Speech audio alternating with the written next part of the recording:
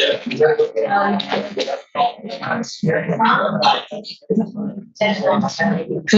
I need you to sit down.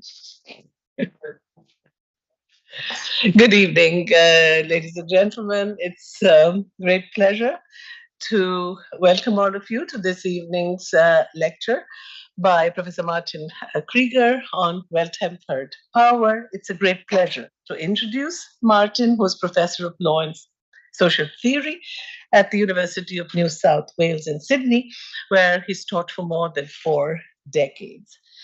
He's been a long term visitor and a friend of CEU's. He's been associated with the university in various ways. He and I taught in parallel summer schools once and know each other from my first stint at CEU 21 years ago.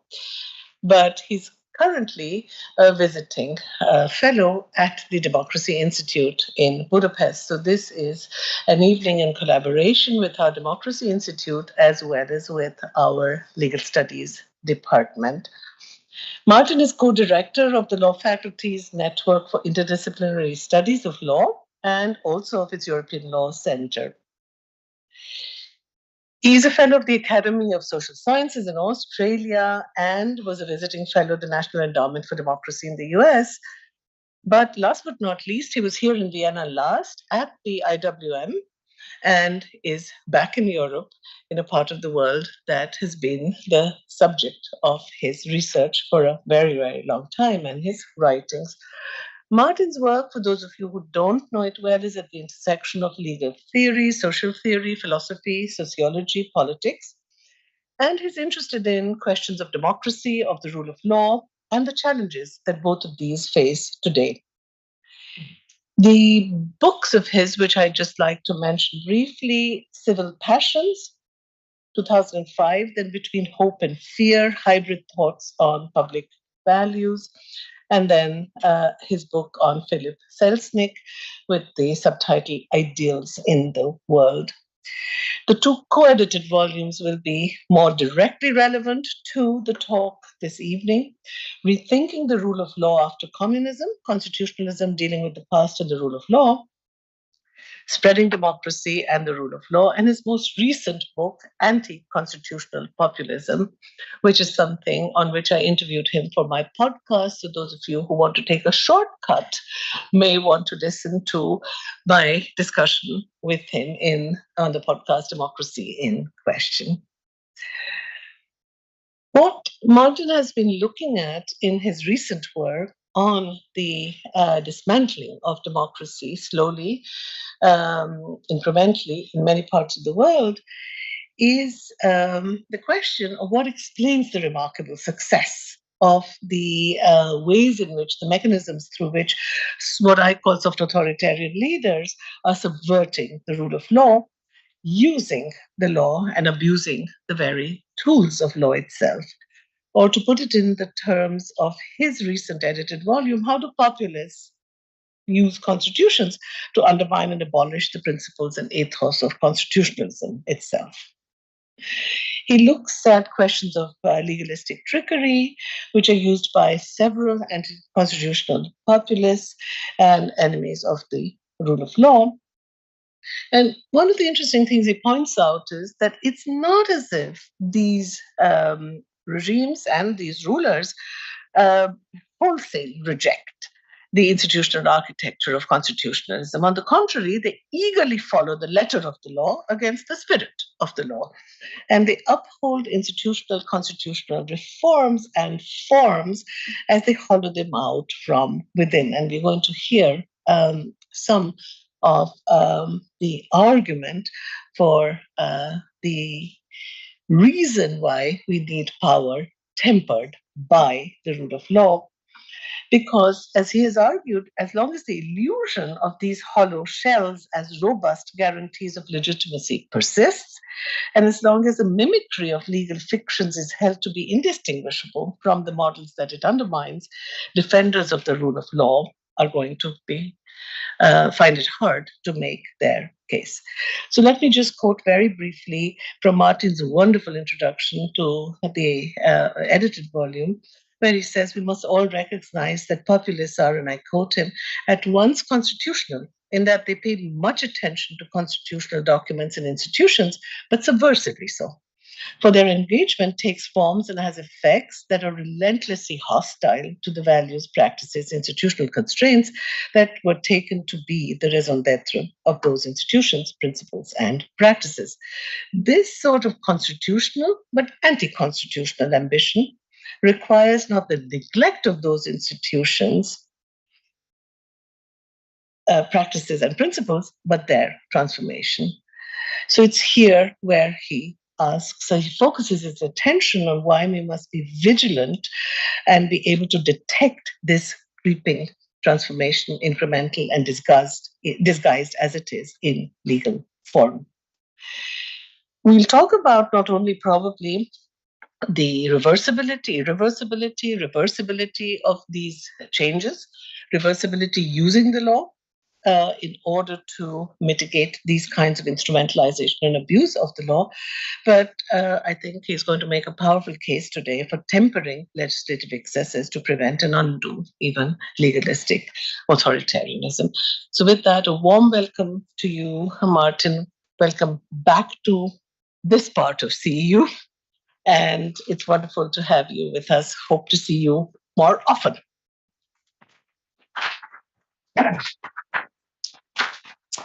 Thank you very much, Shalini. It's rare to have an introduction which is at once not only generous, which is the job of an introduction, and not blushing is the job of somebody who hears these untruths said about themselves, but also substantive and as thoughtful as that, because Shalini has focused on some of the themes that I will try to expand upon today.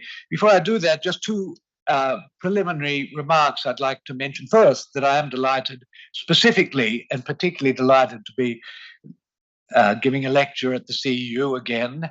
My experience with the CEU actually changed the trajectory of my life. I came in 1995 for a year at the Collegium Budapest and had a lot to do with people from the CEU. I was at the opening of the Nadler 9 building when it had been transformed. I was taught, as Shalini said, several times. I had some remarkable students. One of the most remarkable, Professor Kochenov, was my student then. He's my boss now, but that's how life moves. And it had been a center of my thinking about this part of the world, which has been the center of my thinking about many things for a very long time.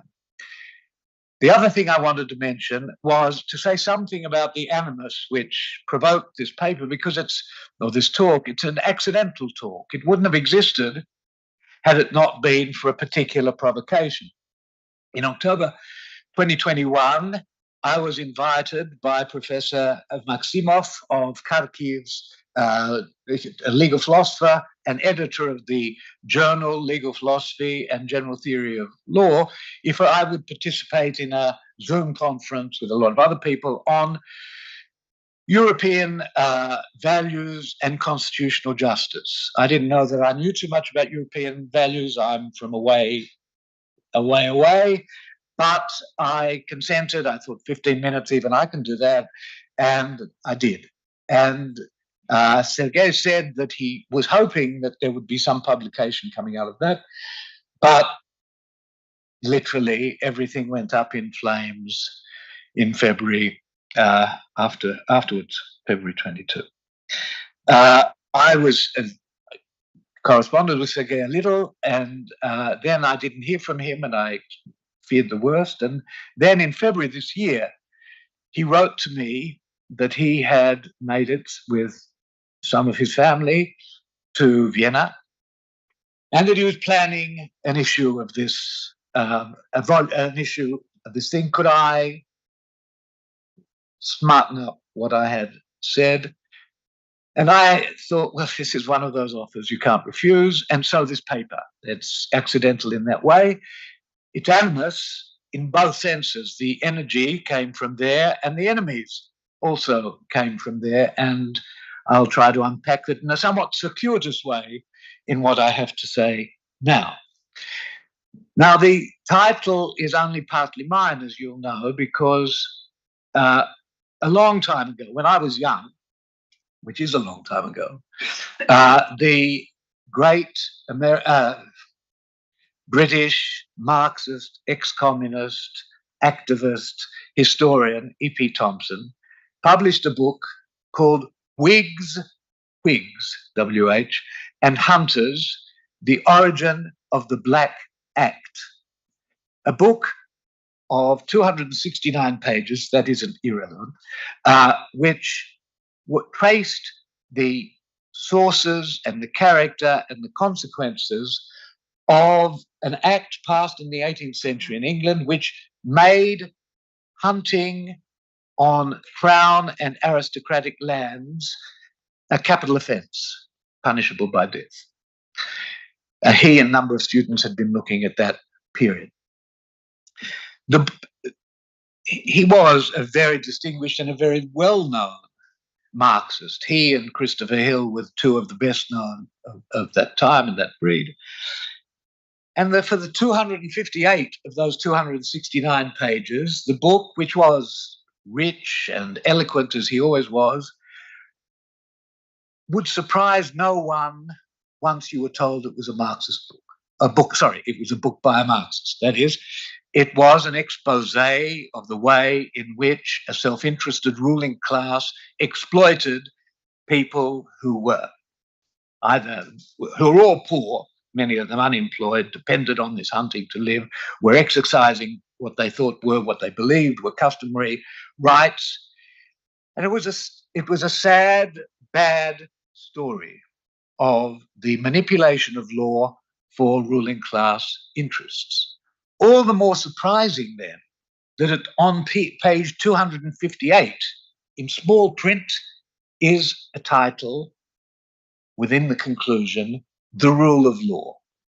And the rule of law becomes the subject for Thompson of a paean. The rule of law, as we'll see in a moment, is said by him to be an unqualified human good, a cultural achievement of universal significance. Now, that is something which no Marxist has authority to say. That's not allowed. It's not part of the script. And he was abused, rebuffed, rebutted, expelled. It was said in banner headlines that Thompson is no longer a Marxist for the argument of those 11 pages. I'm not sure that I've met anyone except me now in the course of duty who has read the other 258 pages. But everybody at that time had read those 12 pages. And I'm going to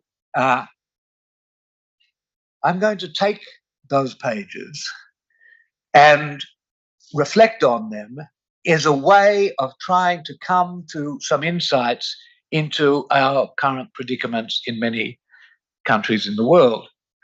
I'll try to be faithful to Thompson's argument, and I'll certainly be faithful to his word, but I'm cheating a little because I want to use them to say what I'm keen to say. If you like it, it's mine. If you don't like it, it's all Thompson. Either way, this is where we start, and I'll take it through 4 stages. I will focus purely on the sentence, which is one of the 2 sentences which caused Marxists such offense. This one, which is the one I prefer to the other, is that the rule of law is a cultural achievement of universal significance. I'll start with the rule of law, I'll go to cultural achievement, I'll go to universal significance, and then I'll return to Europe and try to address the questions that Sergei asked me to address some time ago. In the book, Thompson, the passages which caused such offense were these 2. The first one, cultural achievement of universal significance. The second one, an unqualified human good. I think most people who read these passages, and I suspect Thompson himself, thought that they meant the same thing.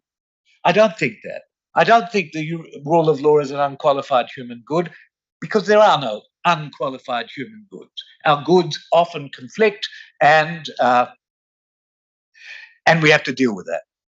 And the universe and the rule of law is not the only thing we want, and it's often not the most important thing we want. So I'm not going to address the unqualified human good, but it's enough and puts me in enough bad company, that is Thompson's company, to focus on a cultural achievement of universal significance. But first, it's the rule of law. So what does he mean by the rule of law?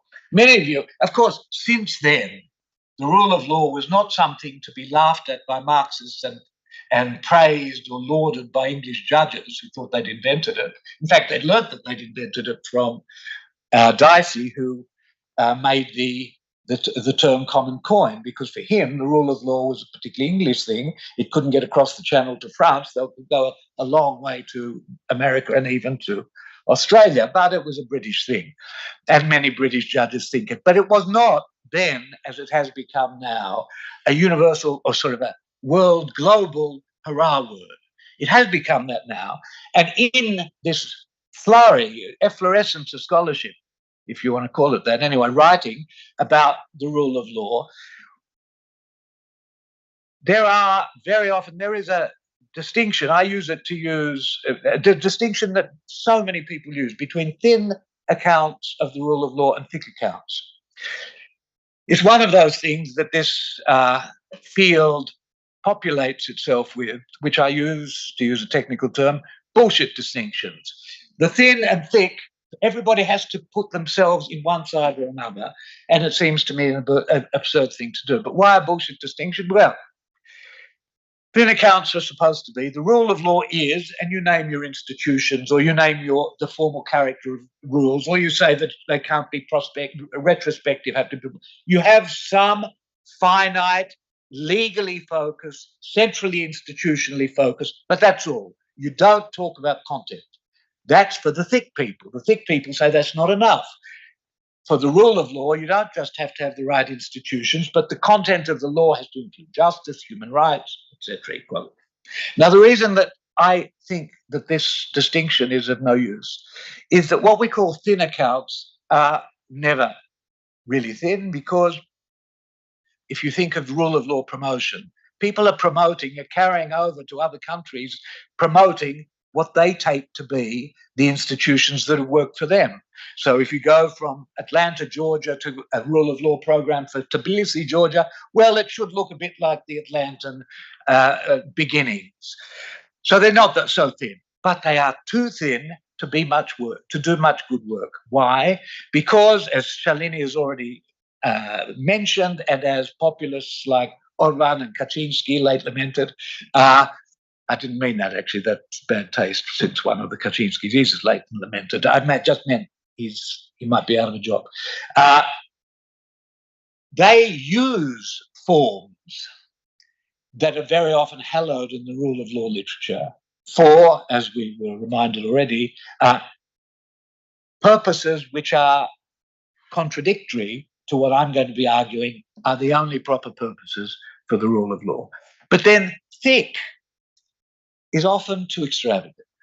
If the rule of law has to have human rights, justice, equality, democracy, all of which have been associated with it, then you don't have any use for the concept of the rule of law. It's done. The other concepts, we know them, we don't need anymore. What I think we need to think about is not either something so narrow as to be unhelpful, or so rich as to be, again, unhelpful because it does tell us nothing specific. We should be thinking in a different way. How? Well, think of what Thompson is talking about when he talks about the rule of law. He's not talking about specific institutions. On the contrary, he says that the institutions on which he was focusing, is it a problem if I move away from the mic? The institutions on which he was focusing were bad legislation, read by bad, they were made by bad legislators. They were bad legislation. They were enforced by bad judges. He doesn't say anything particularly good about the institutions of the laws that he was talking about. I should have mentioned, because I did mention. So let's keep going.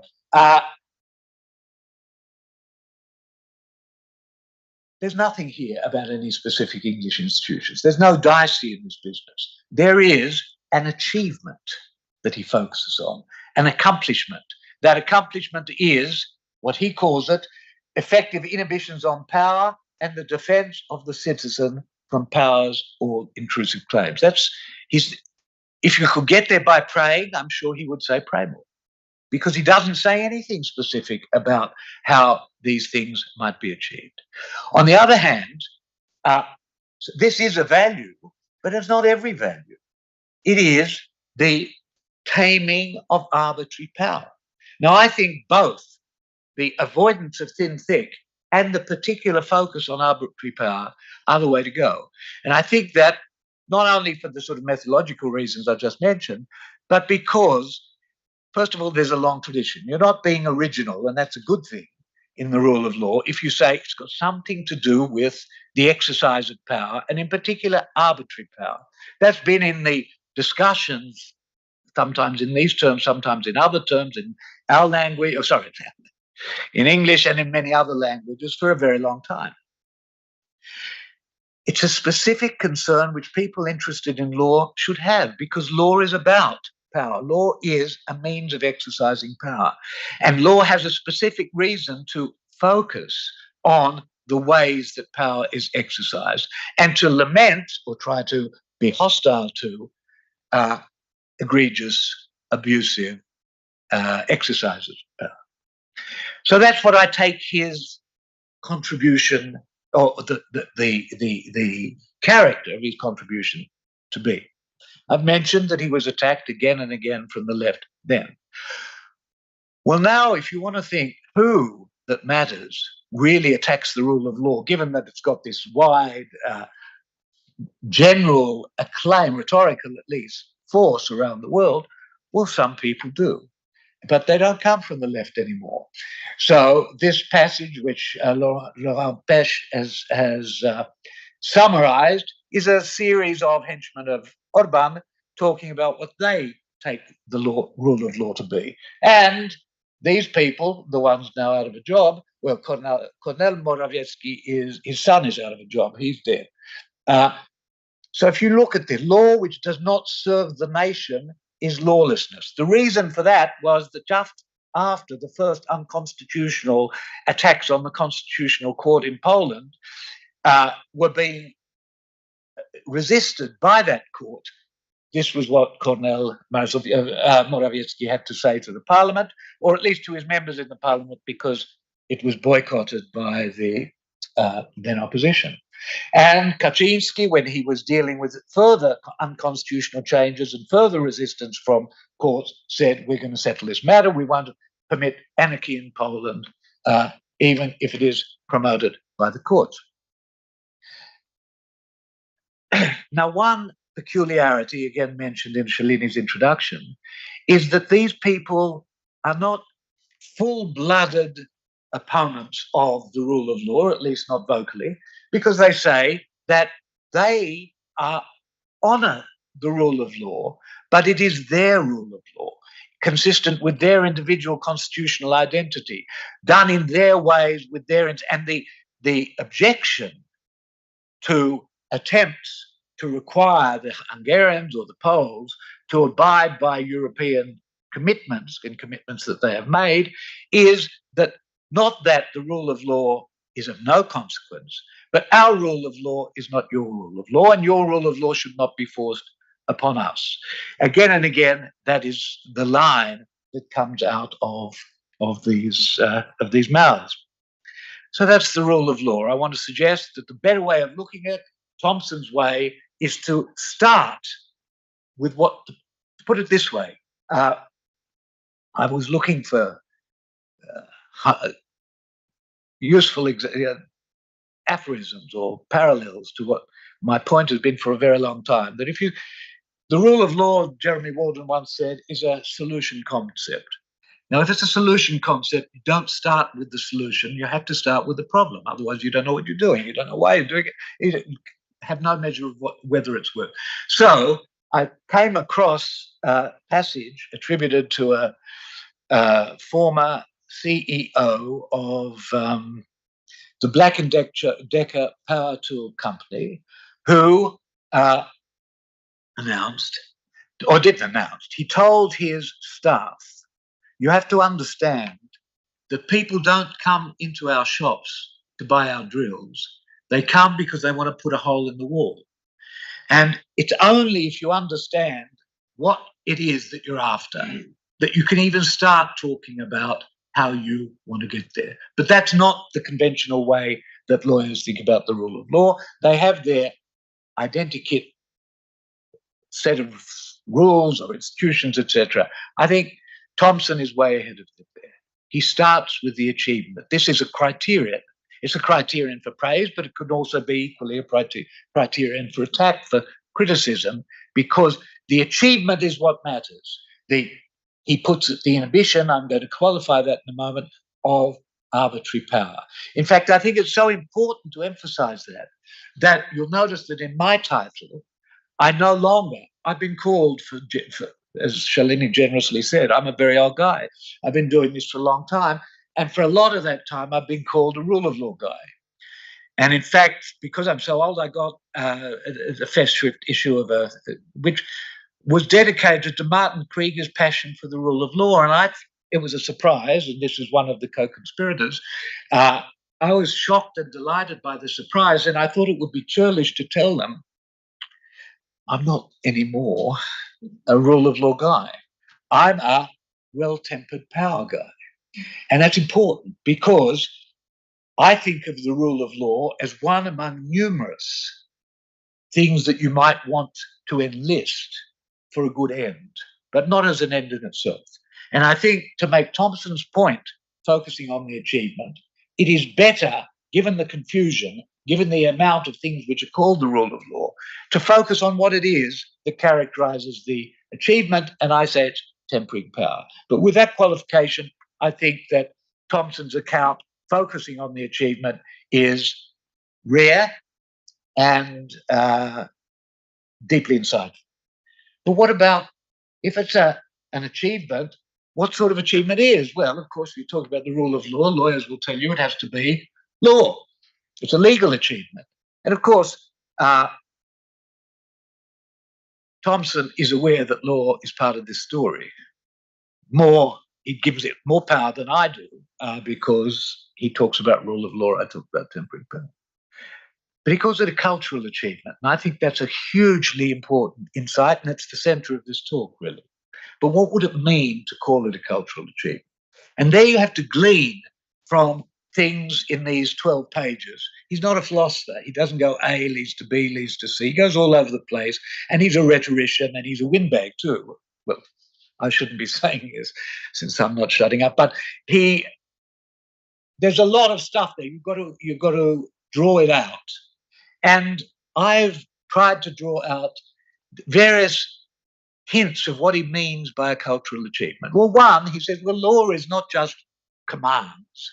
It is a way of thinking, a way of arguing. It has certain standards within it. It has certain ways of drawing conclusions. And these are not nothing for people who take them seriously. Well, who does take them seriously? Secondly, lawyers. If you have a strong institutional tradition with a profession which deals with this stuff in its own traditional ways over, in the English case and many other cases, over many, many generations, if not centuries or millennia, then you will always find some men, sorry, he wrote in 1975, who actively believe in their own procedures and in the logic of justice. The law may be rhetoric, but it need not be empty rhetoric. I think anybody who's spoken to a lawyer, who's been bored by a lawyer, who doesn't, the line of Lon Fuller, well, it's actually not his line, but he quoted it. Lon Fuller was a great American. The line he quoted was, anyone who can deal with two things which are closely connected and speak of one without ever mentioning the other has the mind of a lawyer. So that is part of what it means, or doesn't mean, but is involved often in thinking like a lawyer, and he is capturing that many people trained in these traditions are uncomfortable, even if they are in the service of rulers who are doing bad things. They're uncomfortable with that, not because they're better people, though they may be, but because it offends their ways of thinking. Okay, but then as Stalin once is alleged to have asked when told that the Pope didn't approve of what he was doing, Stalin is reported to have replied, well, how many divisions has the Pope got? So you could ask, well, how many divisions in a large polity and society do lawyers have? And here, Thompson says something both important and striking and uncomfortably striking for Marxists of a vulgar sort. That is, he says, don't think, he still talks more than quasi-Marxist language. Law is an instrument or is part of the ways in which the ruling class exploits the workers. But he says it's not just their stuff. These peasants, these people who are hunting, they're aggrieved. They believe that their rights have been infringed. Now, if you have that language, if you have that conviction, if you have that belief, then something significant is going on, which is not just ruling class chat. And that's he sets a lot of store by that. He also agrees with many Marxists who say after crude Marxism was attacked, crude Marxism, which says law is just a club by which rulers keep down the ruled, and the sophisticated Marxists in the 70s, Althusser and Poulantzas, says, no, it's much more complicated, much more subtle than that. The ruling class has law as an ideology. It's got all those fancy words, justice, equity, fairness, etc., and people come to believe it. One of his great students, Douglas Hay, wrote a legendary article, Property, Authority, and the Criminal Law, which explored the ideological power of law. And Thompson here comes back to that, and he says, yes, law is a form of ideology, but ideology, to work as ideology, often has to rein in those whose ideology it is. They are caught by the language which they want to justify themselves with. Of course, that's not a universal thing. None of these things are universal. And one actually of the, I think, weaknesses of presentation of Thompson, not of thought, but of presentation, is that often he talks about law in an unvarnished way. So if you've got law, you've got all this stuff. What I want to emphasize is, no, if it's a cultural achievement, then it varies with different cultures. The extent to which it's intense, the extent to which it is imbricated, to use his word, it's not a word I ever heard of before, embedded in ordinary practices and ways of thinking of many beyond a ruling class. And when I was preparing, thinking about this talk and looking more closely at these 12 pages, I found something that had never struck me before. I've always passed over it. I've never seen it commented on, but I think it's key. I think it's very important. And again and again, you see these passages. He says, turn where you will, the rhetoric of 18th century England is saturated with the notion of law, the notion of the regulation and reconciliation of conflicts through the law. Again, now I think that's a hugely important thing. Oh, Jesus, pardon me. That's, well, now I'll just wing it, I guess. So the notion is something to think about. Just think about that word. There are, we're told, civilizations which don't have the notion that ruling power should be tamed or tempered by law. That's not what law is for. It is said, and Dmitry could correct me if this is abuse, if this is defamation, it's said that the Russian political tradition lacked that notion until the 19th century for hundreds of years. The law was an instrument. It's also said that the Chinese legal tradition, political tradition, lacked it. And not every tradition lacks it. And I speak, even though my genes don't come from Australia, my life is there. And I've been struck by a remarkable paradox in early Australian history, which I'll report. Australia, as you know, was settled by whites sorry, was settled by whites, is what I'm saying. Of course, Aborigines were there for tens of thousands of years before, but it was settled by whites in the 18th century after the American War of Independence, when the British couldn't send prisoners to America anymore. So these boats made their way all the way from England with Marines, with a governor, and these were the lowest of the low, the poorest of the poor. A friend of mine wrote a book called The Rule of Law in a Penal Colony. It's just a black space. The rule of law in a penal colony, the question he was seeking to answer was, how is it that this penal colony, far from any centres of restraint if they existed, in the metropole, became what you can argue, I think, truly, was for whites a free society in the space of 50 years. Through those 50 years, convicts were demanding that there be juries in trials, that they be able to sit on juries. They had courts to deal with even before they were emancipated. There was a whole political fight between the free settlers and the ex-convicts, the emancipists. All of this was conducted through the forms and language of law and the rule of law. And my friend David Neal says that he was very influenced by Thompson.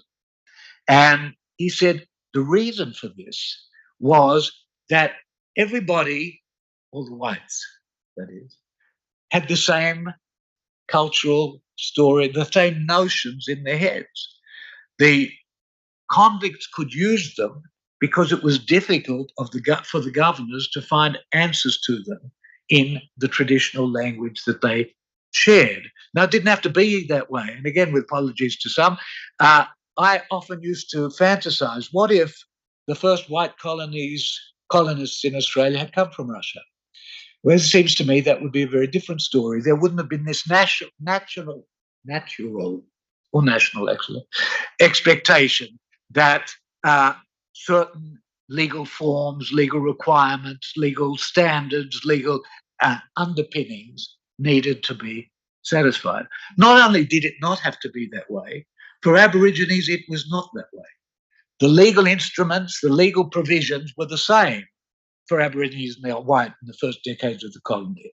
But the gulf, the tragic gulf, which has unfortunately been inadequately recognised on Saturday in my country, between whites and Aborigines was a gaping sore, is a gaping sore in the history of that country. And the reasons for it were not many of the things that you will look up and find in rule of law primers. They had to do with these cultural notions that, on the one hand, the cultural gulf between whites and Aborigines. Aborigines had no idea of what this stuff was about. They couldn't call on it, they couldn't use it, and whites didn't think it extended beyond them. So there is a huge variety in the extent to which this cultural attribute of what Thompson alleges is universal significance exists. But what about this universal significance? Sorry, I forgot. I don't have any slides on universal significance. What does it mean to say that the rule of law, or with my version, well-tempered power, is a cultural achievement of universal significance? Remember, I'm not saying an unqualified human good. I don't want to go there. That's not a language I speak of in morals. And the rule of law isn't up there. And I don't think that statement can be defended. But what is it made to say it's of universal significance? I think that, what do I think? So, always in a talk, at some point, I find this moment when the whole campaign is planned, A, B, C, D, and I forget E. So what would one say about universal significance? Certainly, it is not that the institutions, but the polls talk about tripartite separation of powers. Why try? We know because Montesquieu had the idea that that's legislative, executive. But why try? We want much more than that. We want an independent media. We want people to be able to organize. We want all sorts of things. So it's not a particularly institutional form, even though we might only understand the institutional form. It is, again, this specific achievement. That was stalling because I was trying to remember. I have remembered, so we can move on. I think that just as I have already signaled, that I am not talking of the rule of law as universal, an achievement of universal significance, but of well-tempered power. Why? Thompson, and you've seen already in some of these passages, shares the habit almost universal in discussions of rule of law, which see it as a negative phenomenon, something which blocks power. At the extreme, Hayek will say, power is the arch enemy, arch evil, which is a nonsense. We need power for all sorts of good purposes. And anyway, even if we didn't need it, we're not going to get rid of it. It's not the existence of power which is the danger. It is the abuse of power or arbitrary power. More than that, we need power.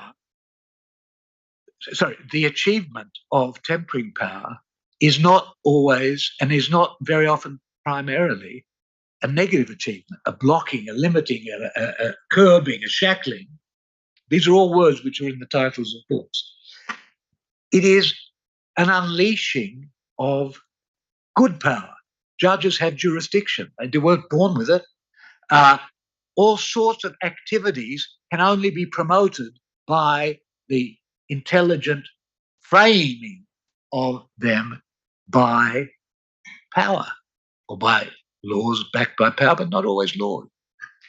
So I want to suggest that the version that we see rule of law, or in my case, tempering power, as a negative thing is it's important. We do need, and it's a first point of need, ways of limiting abuses of power. Which any power that can harm needs to be, in his ways, inhibited. And that's obviously for very good reasons. Many of you come from countries where you know that power abused is the worst thing to imagine. So that is an important ingredient. But in a civilized, tempered circumstance of power, it is not simply limiting, but enabling. And I was thinking about that. It was not an original thought to me. Stephen Holmes has raised it, Waldron had, that there is a positive component to constitutionalism. Holmes has a series of essays on what he calls positive constitutionalism. We rely on power for all sorts of things. So I try to think of a term better than the ones that are in the normal language for that. And I very proudly came up with tempering power. I knew it was in the tradition somewhere, but I didn't know that my pride was a bit before the fall when I discovered that Cicero had the same idea, and that Bracton, the first compiler of English law in the 13th century, said that power had to be tempered. It was the bridle of the king. But you don't just want to rip a horse back, you guide with a bridle. He talks of tempering power. Montesquieu is famous for talking about moderation of power, which he certainly does, but he also talks about tempering of power.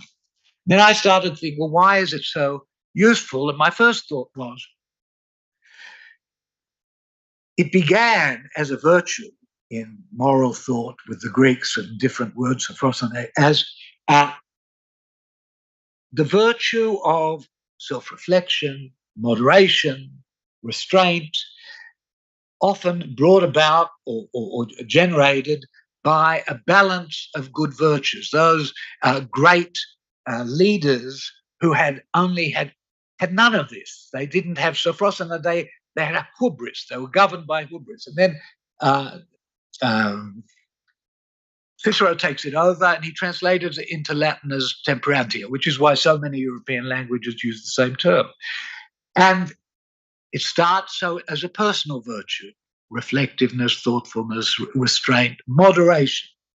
And then it starts to be used in language of institutions, that power should temper power, not just tame, not just limit, but temper.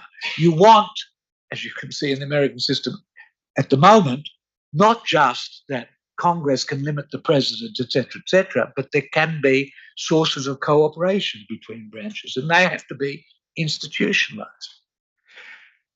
And then the thing that appealed to me so much about the word or the concept was that we use it when we talk of tempered steel, tempered glass.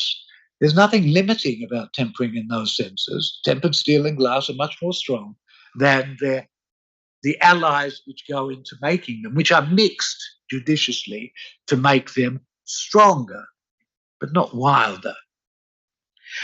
And then I told the story before. I was happy enough with that to get on board, and then I was being interviewed by Jacek Żukowski in Poland, and he asked me what did I think was wrong with Polish politics. At the moment, nothing actually, but this was a few years ago, and I said, well, lack of institutions that temper power. He just jumped on it and he said to me back in Polish, you mean power should be like a quill pen, well sharpened so it doesn't leave blotches and smudges all, but it's absolutely precise. I didn't know what he was talking about, and I said, yes, exactly. And then I found out that what he was talking about was the Polish for pencil sharpener is temperówka. And we also talk about tempering as a way of sharpening steels, etc. So the term suits me. And what the idea, which I take to be of universal significance, is that power should always be reliably tempered. Not an easy job. People with power, as we know, despotism is easier than tempering. Unruliness is easier than temperate power. Why does it matter? Because after all, for many people, this is just an intermediate virtue, tempering power. And it is only an intermediate virtue. That is, you want tempered power because you don't want worse things to happen, or you want to enable better things to happen. Why, nevertheless, is it important? I think here we come into another difficulty in literature. So many articles, there aren't actually so many articles on the concept of arbitrariness, but the ones that there are start by saying, oh, this is notoriously under-theorized. And I've done that for years, which is a way of ducking and saying, look, I know I don't know what I'm talking about, but let's get on with it. And so I've tried to repair it a little. I'm not a conceptual analyst, but just by looking, in a sense, reverse engineering quite a few traditions and talk about. Actually, I should have asked this earlier. Am I talking too fast? Good. If I was, there was nothing I could do about it, but it does happen. But no, I've mislaid. The boat is going in another direction. Yes, arbitrariness. Well, I've isolated, or at least focused on, 4 ways in which power is frequently exercised, which I think it makes sense to call arbitrary, and as often has been called arbitrary. One, the simplest one, is the power is uncontrolled. People or institutions with a lot of power just can do what they like, and that's the most obvious way. Then a second, which is what lawyers focus on a lot, power which is unpredictable. We just don't know where it's coming from, how it's going to land, if it's going to hit us in the face, when, and so on. Thirdly, power which is unrespectful. It does things to you, and after all, most of us think that some people deserve to go to jail. I think the prosecutor of Poland deserves to go to jail. But we don't think that he should be thrown into jail without having a hearing, without any story being elicited from him, without any ability to contest the accusations or allegations made against him. To be treated as though you had a voice and a way and something to express and a view is to be treated with respect. To be harmed by power in ways which exhibit none of those things is to be treated arbitrarily. That is an amendment, though he doesn't use this language, that Waldron has made to a lot of conventional, simply formal accounts of law, and I think it's a salutary one. Finally, what I call ungrounded, and you, since you're European lawyers, will know much more about this. I think it's close to proportionality doctrine. That is, if the exercise of power has nothing to do with the actual or ostensible purpose of the exercise of power, or if it's completely out of whack with what would be appropriate, then I want to say it's ungrounded and, to that extent, arbitrary. So what's wrong with this? I mean, there are a lot of rulers who think, look, I'm the man. I know this stuff. Get out of my way. And there are a lot of people who vote for such people. We know that. And I think this will be very brief, but it, in fact, could be very long. And in writing about it, I have done so at some length.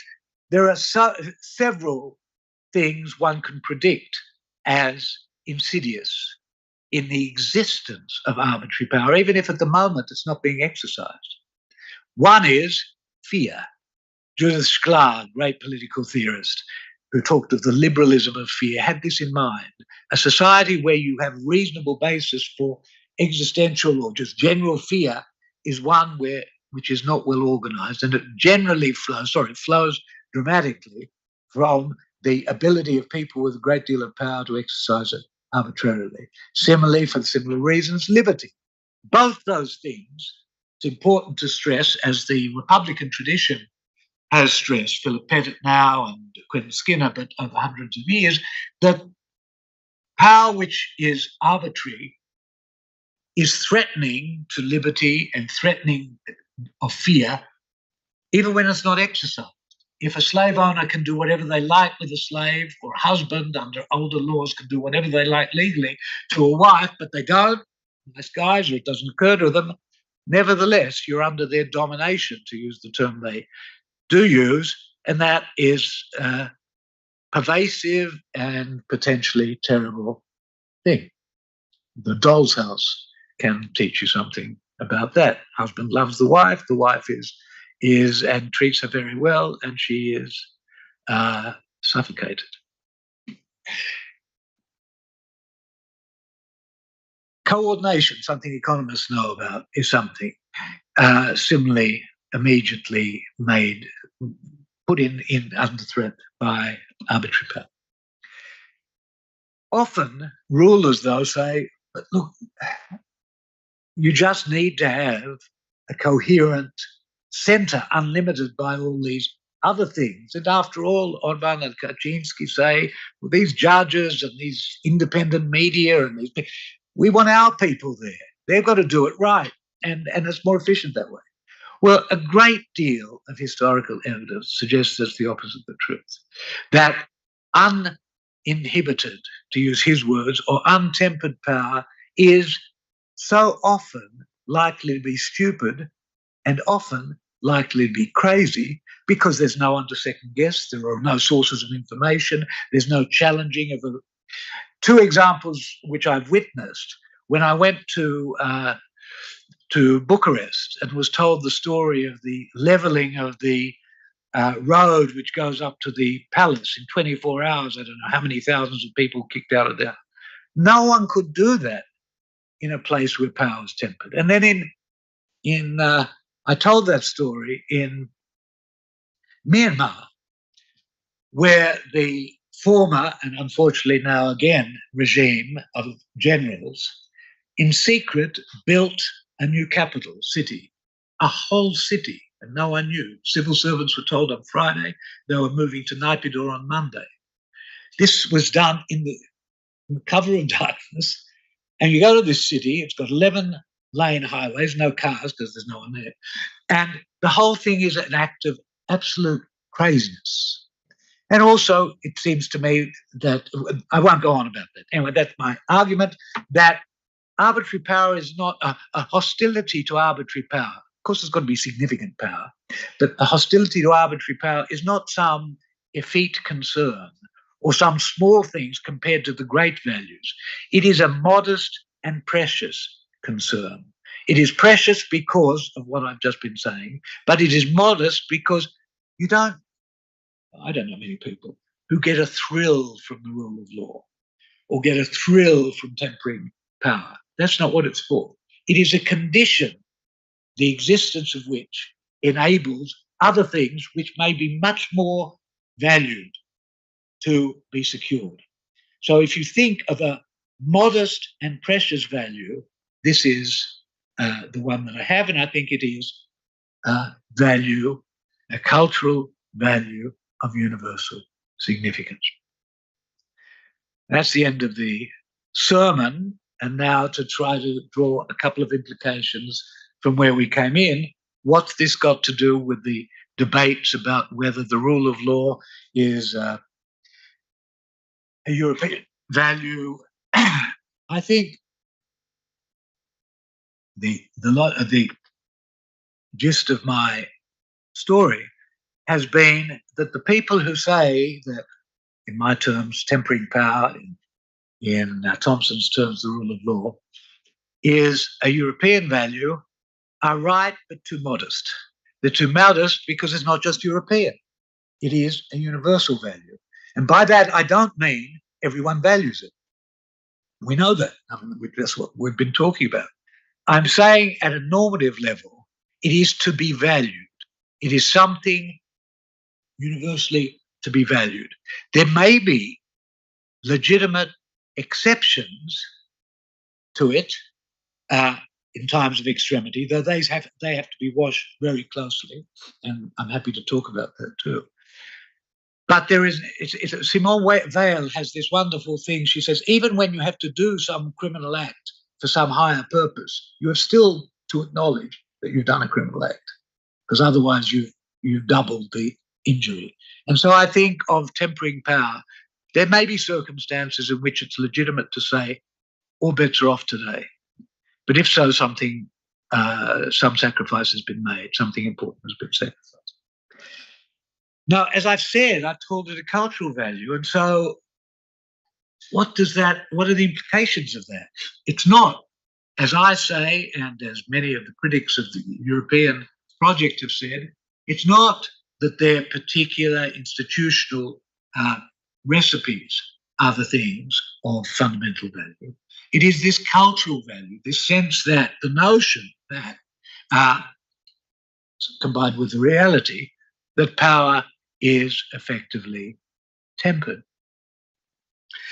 And it's funny, sometimes you feel like an anthropologist when you're talking. You realize you don't know what the next sentence is going to be, so you need to work out a way of pausing, which is good that they've got this class.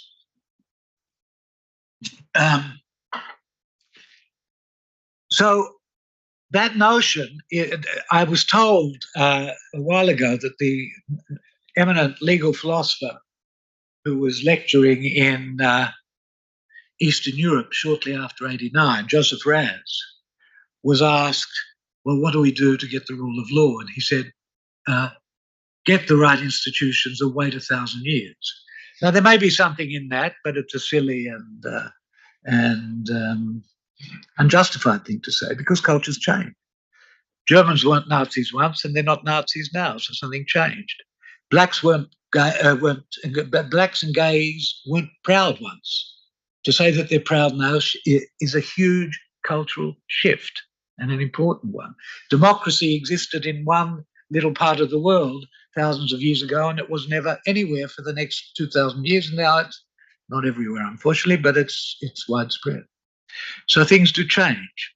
Sometimes those changes are long tectonic processes, which nobody in particular is in charge of, or even asks for, maybe. You're just trapped by them. They're part of where you are. But not always, because there are things that can be done. You can have projects to alter values, but they're complicated projects. They are projects of what my intellectual mentor, Philip Selznick, great sociologist of organizations, when he talked about this, and later a sociologist of law, called institutionalization, the imbuing of organizations with values beyond the specific technical tasks at hand. That's how he defined it. And as an example,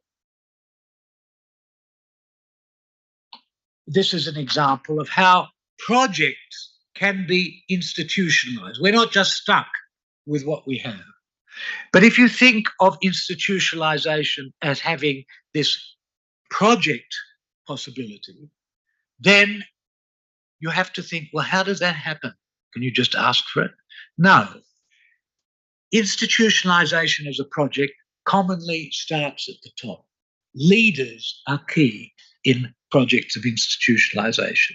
And when they lead, it's not just a matter of saying, this is the way to do it, this is how we do it, and it's worked for us, and just laying it out. It's a matter of assessing, understanding, reckoning with what institutionalized values already exist in the society you have, and then thinking about how changes can be grafted on and in ways which don't seem completely alien. Often they'll be very different, but not alien. Now, in the European project, or post-communist project, very few people thought about institutionalization. There was a lot more talk about international best practice than there was of agricultural terms like grafting. There was more building than cultivating. There was more emulation than making these innovations attractive.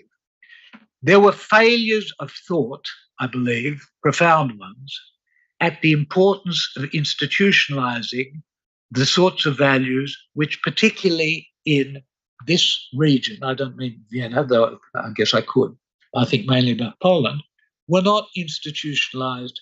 If I would just focus on Poland, liberalism is not, many aspects of liberalism are simply not strong parts of Polish heritage. Catholicism of a highly hierarchical and in many ways old-fashioned sort are parts. Those are things which are not unalterable, not unadaptable, but plain facts. You need to deal with them, and the European project hasn't sort of bathed itself in success in doing that. So what's the upshot of this? Does that mean that I have found my soulmate because Viktor Orban actually said something like what I have said? And the answer, maybe predictable, is no. On the contrary, Orban, like traditional rule of law talk, even though he's attacking it, likes to keep the game being played about institutions. Because for the various reasons I've mentioned, and he understands, there are many ways of doing it. You can find in Liechtenstein or somewhere else some institution which is being attacked by the EU. Okay, if they do it, why can't we do it? If you keep the game at institutions, it is hard to have a legal and maybe even a political argument with these new populist leaders. That's part of their attention to the traditional institutions of the rule of law with a determination to avoid the spirit which should underlie those institutions. And it turns out that game, as the populists that I've been thinking about and that Shalini mentioned, do. They don't play all these legal games because they have in them the culture that Thompson was talking about. They have it as a way of fending off critics. And if you stay on that terrain, then it's not easy what to say about them. But if you think of Thompson, if you think of a culture, the notion of tempering of power as underlying the various ways you do things, then it's quite clear that Orban, Kaczynski, Modi in India, Bolsonaro in Brazil, Chavez in Venezuela, forgotten now. Philippines. Anyway, there are lots of them about. FISO, I imagine, in Slovakia. They are actually, in a deep way, adepts at what the European project was not adept at. That is, they are adept at understanding the significance of institutionalizing.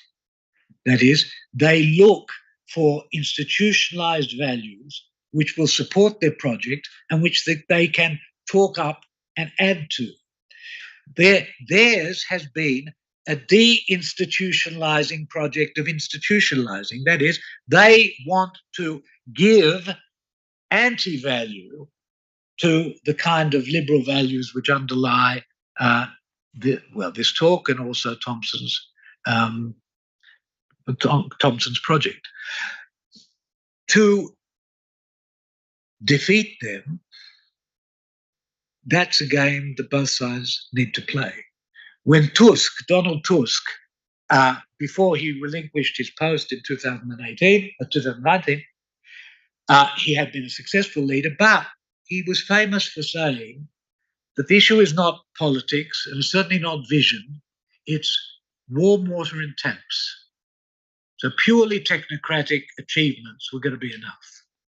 I think the last 8 years in Poland have suggested, anyway, it seems to me that it's plausible to draw from them, that it's not enough, that there are a lot of people, not everyone, who can be attracted and unattracted, sorry about the word, by appeals to values of certain sorts. And if you want to persuade people of the universal significance of the cultural values that I've been talking about, that Thompson's been talking about, it will not be enough again to simply roll out this institutional package, that institutional package. You have to understand that the reason, you first have to understand that the reason for these packages is some deep, specific, precious, if occasionally modest achievement, the tempering of power, and people have to be led to understand the significance of that.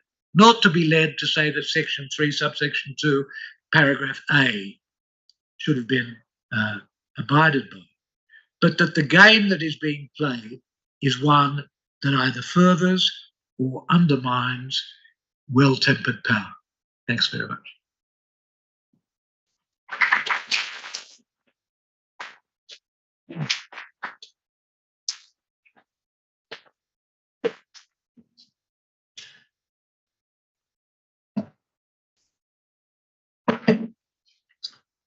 Thank you. Thanks so much. It'll be my pleasure to moderate this debate. I'm told that we need to leave at 7:30 sharp, so we have very limited or tempered time, to use a different language.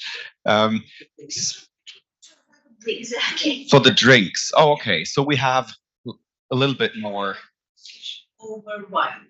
So that's the important part. Thanks a lot for the specification. So I'd encourage, in particular, the colleagues who are here in Vienna, because we don't have the pleasure of having you here for the questions. And if you could be, when you get up, just say your name, say who you are, to introduce yourself to Professor Krieger. Thanks again for this wonderful talk. And then, if we could keep the questions brief as well, given that we have some limited time available. So please, floor is to the audience.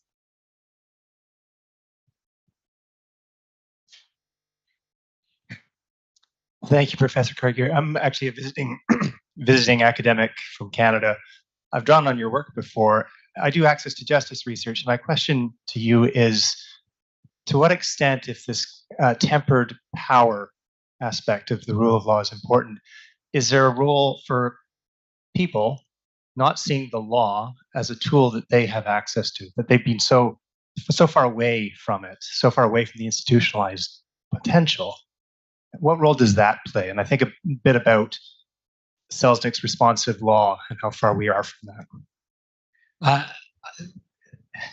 Obviously, it's fundamental. I mean, if the law ostensibly is to help people temper abuses, if by a neighbor or if by a cop or if by somebody else, they need to have access. That's right. So I really don't have too much to say more than that, except I the reason I stopped calling, well, the reason I've been tempted to come out, tonight was the night, and say that it's not rule of law that seems to me primary, but tempering power, is that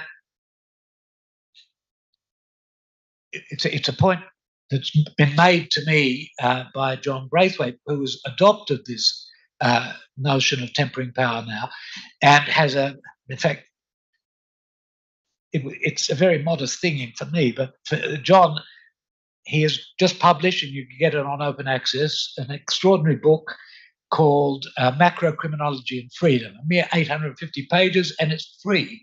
You just have to go on the web and get it. And anyway, he now, everything is tempered. But the point he made to me, which it took me a long time, because I was once trained in law, to accommodate, and now I've bought, is it makes a big difference if you think of tempering power as a contribution to the rule of law, or if you think of the rule of law as a contribution potentially to tempering power. And access to justice is obviously very important for people who want to seek to use law to temper power. But putting it at the center, misses, I think, two things. First of all, there are so many other ways in which you can be abused by power that access to illegal institutions is not going to repair. But secondly, and more, the famous disputing pyramid, which for those who don't know it, just points out, well, a very commonplace understanding as soon as it's mentioned, that most of us never get near an official institution. But we have disputes in our lives, and some are settled, some are not settled. If they're settled at low ranges. But once you're particularly in the common law world, you learn law, you only see these elite cases which deal with what have to be skewed samples. So what's the point? The point drawn in an old article by this wonderful vacuum cleaner of empirical, I mean, I call him that, Mark Galanter, reads stuff that I could never bear to read. Tons of little things, but he has the genius to make a big thing of them. And this thing was in an article which the point of it was, if you think of law as being the agency to solve disputes in a society, then nowhere in the world does it do much of that. Because of what I've just said, most disputes never get in. Does that mean it's unimportant? No, because it sends out signals, but they're often not the signals that, not only the signals that lawyers understand, which is your rights, but there are other signals which lawyers know, but they often don't think of conceptually in these terms. Is it going to be too aggravating? Is it going to take too long? Is it going to cost too much? Are you going to be able to repair your reputation after going through all of that stuff? And those signals are sent out, and then they compete with other signals which come from the groups we work in or that dominate us. And so now my sort of move away from this law-centered focus is more generated by disgust at the sorts of populists that we're talking about. But I started to think this way, not because of that. This was at the heyday of transition, where when I went around the region, I went to Croatia, they talked about tycoons. I went to Bulgaria, they talk about wrestlers. You go to Poland, they talk about businessmen. You go to Russia, they talk about oligarchs. Somehow there are all these people who aren't listening, but who have a lot of people in their sway. And so I agree that in the field of using law, access to justice is key. And responsive law, which is a long discussion, is important for that. But I want to Galanter's article is called Rereading the Landscape of Disputes, I think. Anyway, it's got landscape of dispute. I want to reposition and lessen the space that law is assumed to take in the landscape of tempering power. Thanks a lot. I see Jolt Enyedi's hand up next. Thanks a lot for the lecture. To me, tempering arbitrary power sounds like a political goal. Respecting the rule of law and living by compliance with it does not necessarily sound like a political goal. So I see a difference in the nature of the two phenomena. And what I'm talking about is by tying the two so closely together and subordinating rule of law to tempering control power. Don't we lose those who do not consider tempering power as their number one political goal? How can we sell to them rule of law if they consider other goals much more important than tempering?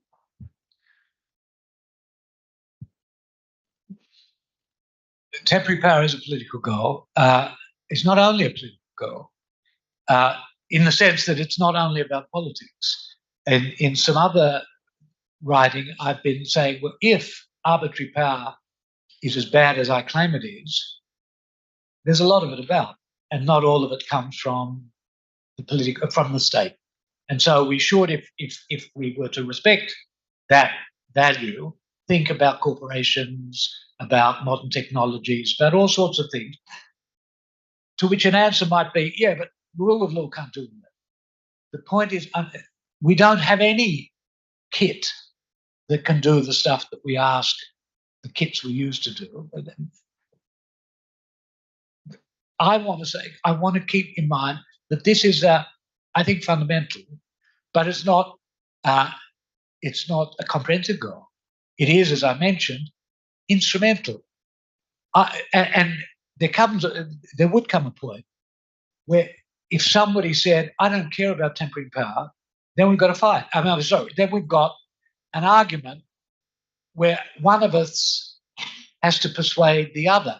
Because if somebody says, look, I'm for justice, or I'm for more voice to the people, my answer will always be yes. And an ingredient for that to be safe, secure, and also effective, that's the stuff I was talking about, the intelligence. So power needs to be reliably, routinely, and expectably powered. So people don't fear to go on the street. They don't fear that somebody can do anything to them, because that's what people do. They have an expectation that people will. So it's often an unconscious, where it exists, it's an unconscious expectation. But if somebody says tempering power means nothing to me, then we have an argument. There's no way that that person and I can be in the same universe. But there's every reason for that person and I to have whole sorts of differences on other values or agreements on other values.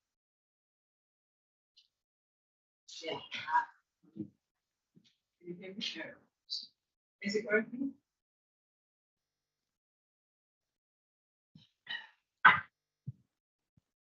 Hello, I'm Mary Caldor, and I'm from the London School of Economics, but I'm a visiting professor this term here at CEU.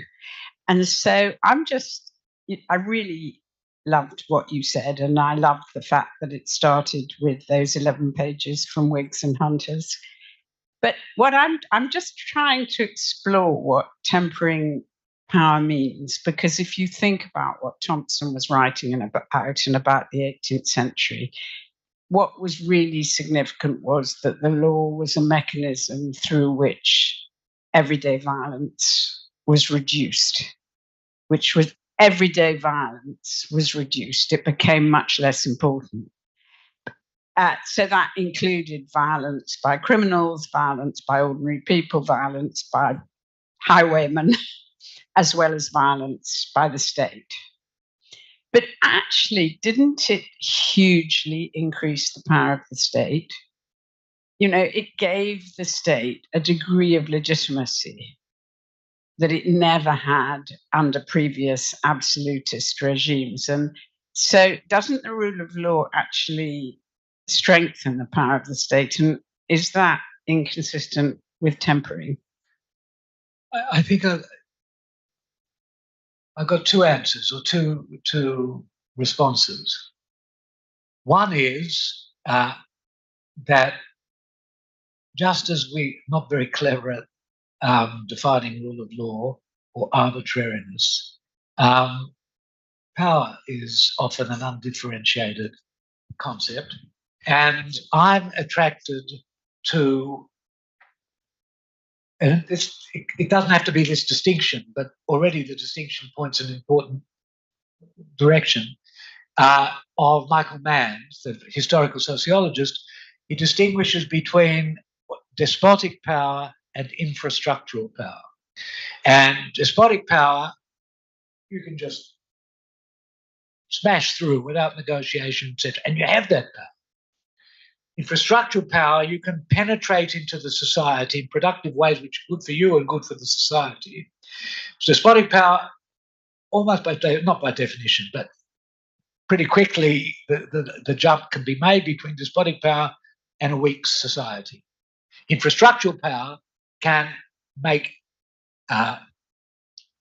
have a strong state and a strong society, but they're different sorts of power.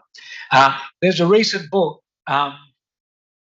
by Acemoglu and Robinson called The Narrow Corridor, and the line, it's too long. All their books are, I think they have a limit. It's under 700 pages, they're not going to publish it. So this is, I think, the third of the 700-page book. But this one, The Narrow Corridor, said there are very few examples we have, sustained examples, of polities which at the same time have effective polities and secure population. Why is that? So because the society just dominates the state, failed states. Another, or shackled states. Another, the state, not totalitarian is rare, but so powerful. There's a third, which he calls, maybe they call them predatory, that the state is strong enough to be predatory, but too weak to give you any. A number of Latin American countries they use as examples. They can't help you even if they wanted to. They don't have that sort of power. So I think we need to refine notions of power. They, incidentally, and this is, they call the idea, not the idea, but a few states, few polities which get through the narrow corridor, they call the combination of a mobilized population and a shackled state with the population. Now that's, by my lights, a complete mistake. It's not that the state is shackled, but the power of the state is tempered. It's still strong. It's got to be strong. It's got to do all that stuff. But it's infrastructural stuff it's got to do. But the second comment is, and it relates to what I was saying just a moment ago, actually, I can't remember, that a social political order where power is reliably tempered relies on a lot more than the state. Social relations have to be tempered. You don't go out of your street in fear. You have confidence, and that's not all the state possibility, and it's certainly not all state responsibility. And that's another reason why I've moved away from rule of law. I think there is, if you say, look, there is only one guarantor of all this, and that's the state, then I think your question is right. But if you've only got one guarantor, then I don't think it's going to guarantee, because the state is too powerful. This is the old Montesquieu point. He has this wonderful metaphor of water running down sand. If there are stones there, it's and one last comment. There was a book that I read actually when I was in the Collegium, so long ago, and I haven't reread it, so I can't remember the name of the book. But the author is a political economist called Hilton Root, and his question in the book, as I recall it, was, how is it that after the 17th century, of course, when the English king was killed, from then on, and that was quite an event, but from then on, English monarchs died in bed, even most recently. Whereas France, which was had much more absolute power, that's not the way it happened in England. And his argument is, for reasons which were not in anybody's head, England had many more intermediate groupings, which hemmed in to probably the frustration of the rulers a lot of what they could do, which had this salutary consequence. And yeah, we'll say that. For last question, but just beware, Professor Kochanov, you'll be standing between us and the wine and further conversations. So I'm while stiffening further conversations, I'm actually here to open a new one. Are you speaking? How universal is the ideal? Would be the first question. And this question stems from your own examples. If Russians come to Australia, it will be some kind of Alaska before it was sold, and then it didn't apply to the Aboriginals. So, is tempered power about democracy? Because ultimately, all the examples of tempered power you give are about the societies where the majority somehow can hold those who are in power accountable. So, is it not a different idea of arriving at the second ideal, which is usually invoked together with the rule of law? I think not. And I think not because, I mean, I don't know if any of you read Dicey's, Dicey, professor of English law in Oxford at the end of the 19th century, wrote a book, The Law of the Constitution, and it was what launched the public career of the phrase rule of law. It wasn't he didn't invent the phrase, but after Dicey, nothing was the same again in the English-speaking world. And since English is the default language now, that's become an imperialistic venture of great extent. Now, when he talks about the rule of law, he draws on examples like Voltaire and other 18th century French and other people who come to England. Some of them like it. Rousseau doesn't. He certainly doesn't like the English. And nevertheless, they think there's something different. And what Dicey focuses on, I think plausibly, is that there's a much lower level of available arbitrariness and exercise of power. England was not a democracy in the 18th century in any way. And I think democracy, it's not a modest value in the way that I think tempering power is. It's in itself. So I don't think tempering power is something we should get excited about. Sorry, we should, for its effects, not for itself. Democracy, if you think of it idealistically, is something we should be excited about. Everybody has some role in the polity, or potential role, of course, complicated in the world. But if you think of it instrumentally, I think democracy is one source, often but not always, of tempering the power, particularly of officials, but others, because of politicians, you're accountable in that way. It can be a source of threat too, as Kaczynski and Orban and others have sought to make it. They've said, look, if it's your power, why should these judges and all these things get in the way? So it can work both ways. But I think there have been, it's actually more, I should have put it more strong. The distinction between whatever you call it and tyranny is a very old one. And it had nothing to do with democracy. Maybe it did in Greece for a moment. But then that distinction constantly recurs in political thinking, and tyrannies are archetypes of untempered power. But when people were talking about them, they were talking about all sorts of other possibilities which had that distinction. But democracy didn't come to anybody's mind between Greece and the 19th century. So no, I don't. Thank you. Thanks so much for these answers and for your talk. It's a pleasure to have you here with us in Vienna. And at this point, any further conversations we'll have over wine back here. Thanks for everyone for staying such a long time as well here. I'd also have had a couple of questions. I'll ask them afterwards. And this is one domain where I don't go for temperance. It may be a conceptual problem, which I haven't worked out.